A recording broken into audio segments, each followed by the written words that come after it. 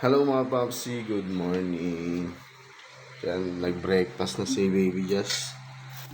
Ang breakfast niya rice at saka ang ulam niya ngayon yung skinless. And then, bababaon na natin siya ulit ng tinapay kasi gusto niyang tinapay. Tinalaman naman natin hotdog. Diba? Alam, masarap-sarap naman yung kain niya. Ito, nailagay ko na yung isa. So, kailangan dalawa yung papabaon natin sa kanya. Nakasimangot siya. Yan natin kalilimutan syempre yung vitamins niya. Yan, vitamins niya. Kailangan niyang uminom niyan sa umaga. Diba? Para dagdag lakas. Ayan, tapos ka ng ganusan. Ligo na. Niligo na siya. So, mabilis lang ngayon guys kasi kagabi ko pa niluto tong ulam niya. So, hindi na ako nagsangag ngayon. Kaya, yan. Dali ko lang, hinain ko na lang. Siyempre, nag-init din ako ng tubig. Yan. Alagay ko sa pampaligo niya. Ayaw niya kasi maligo ng hindi mainit ng tubig. Isalin ko muna guys. Ayun guys, isalin ko na. Lalangisan na lang yung likod niya ni step. Para makaligo na. At yan. Mayayatid ko na. Ready ko lang itong baon niya guys. Pagkatapos niyang maligo, doon ko na siya painumin ng vitamins. Kasi kailangan, yata eh. Pagkatapos niya kumain, pahinga muna ng ilang minuto bago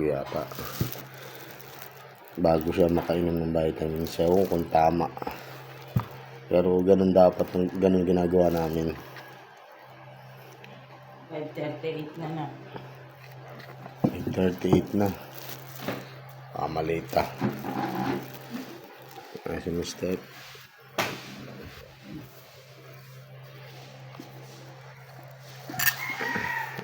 Sabihin mo na isa.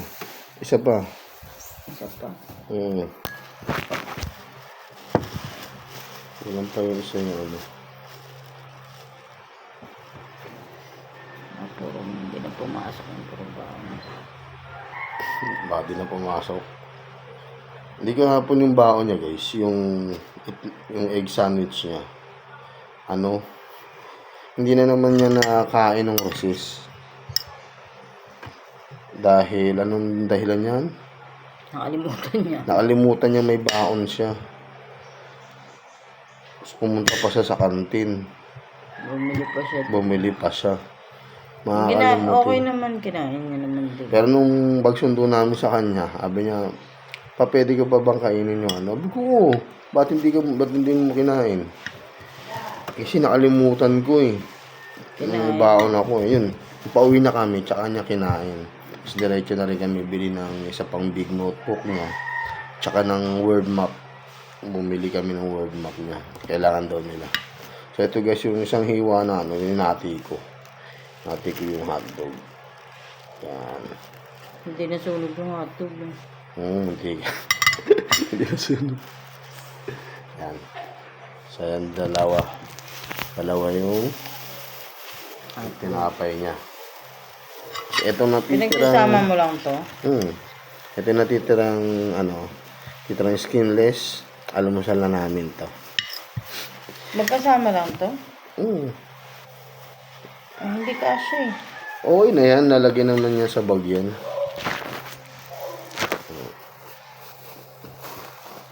Nag-ready talaga kami ng buns kasi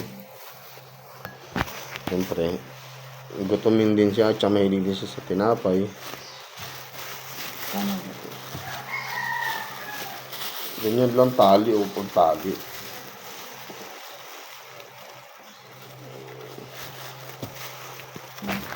Tayo, di mo magtali.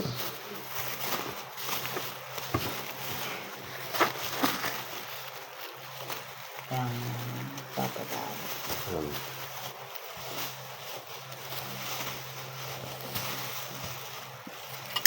Kainin mo na yan. Ito ang palaman mo. Nakainan ko talaga, nagugutom na nga ako. Ibasan pa na. Hindi na po. Ako pa. Dahil mo nakain kagabi day. Kagabi. Dapat talaga, diet ka na. Yan ang katawan mo. Kaya nga. Dapat din kaya mag-diet ka ng laki ng tiyan mo. Pag mo ako idamay. Ano nga, ang layo naman kasi. Pag pinagda-diet ka, lagi mo dinadamay. Gusto mo pati ako. Kaya nga mag-asawa kasi dahil dadamayan ka ako ka pa niya. Gusto mo magbabalay na lang tayo para hindi ka kadamay. Ang purpose ng ganun. Kaya nag-aasawang tao para magkadamay. Wow. Tinaalala ko lang yung health mo masyadong mahina eh. Same. Hindi naman ako ganun ah. Naalala ko lang yung health mo kahit hindi ka pa ganun. What?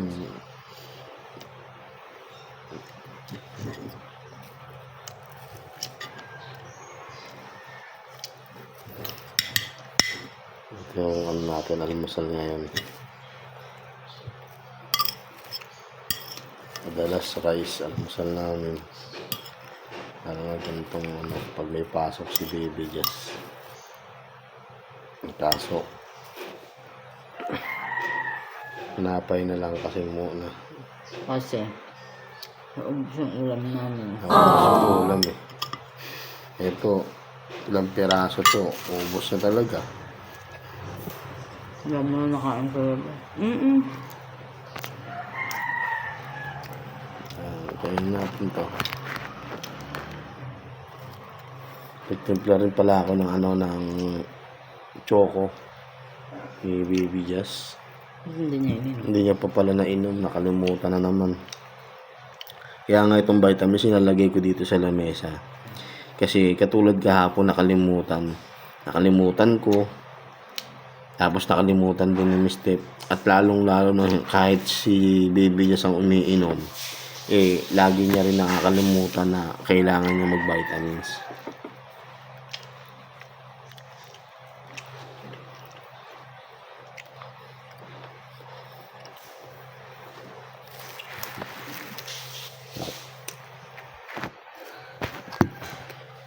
Laki ng mukha natin.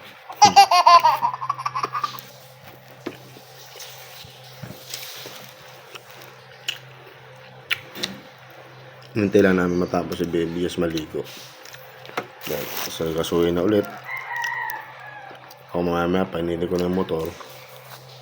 Malapit na lang naman yung school niya rito sa bahay. Kung tutusin, pwede na lakarin. Kaso itong pag sa umaga papasok para hindi masyadong nararush. Pero kung Para mas nilalakad mabilis. mo yun, papunta Ronhan. Dito ka dadaan, Kalaante. Pag ganun. Malayo. Ang daan talaga niyan is kinita dito. Saan?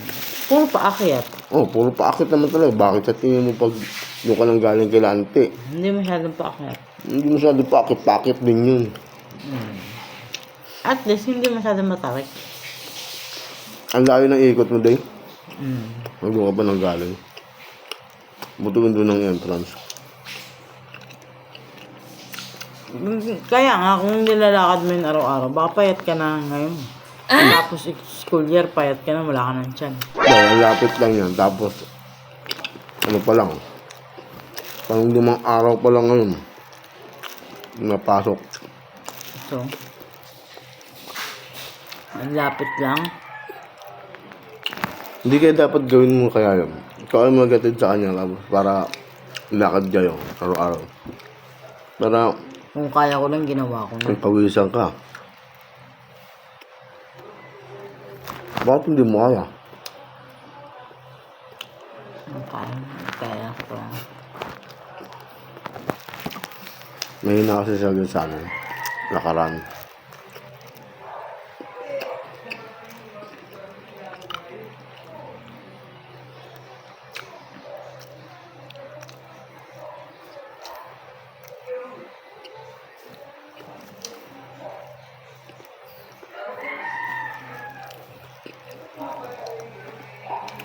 Just, mag-alas 6 na. Bang. Mga maliliit na ngayon.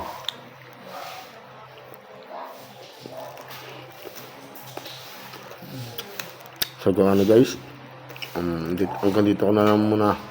Puputulin na muna natin yung video na to. Thank you for watching. Peace. Kalobat na.